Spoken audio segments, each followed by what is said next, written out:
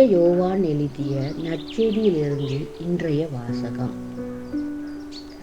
20ஆம் அதிகாரம் திருவசனம் 2 தொடக்கம் 8 வரை.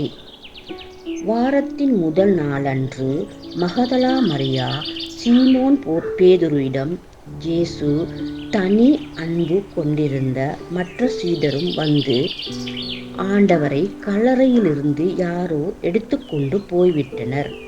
அவரை எங்கே கொண்டு வைத்தனரோ எங்களுக்கு தெரியவில்லை என்றார். இதை கேட்ட பேதுருவும் மற்ற சீடரும் கல்லறைக்குள் புறப்பட்டனர். இருவரும் ஒருமித்து ஓடினர். மற்ற சீடர் பேதுருவை விட விரைவாக ஓடி முதலில் கல்லறையை அடைந்தார். அதற்கு குனிந்து பார்த்தபோது துணிகள் கிடப்பதைக் கண்டார். அதனால் உள்ளே நுழையவில்லை. அவருக்கு பின்னாலேயே சீமோன் பேதுரும் வந்தார். நேரே அவர் கல்லறைக்குள் நுழைந்தார். அங்கு துணிகளையும் இயேசுவின் தலையில் மூடியிருந்த துண்டையும் கண்டார்.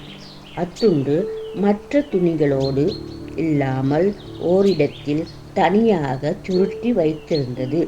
பின்னர் கல்லறைக்குள் முதலில் வந்து சேர்ந்த மற்ற சீடரும் உள்ளே சென்றனர், கண்டனர், நம்பினர்.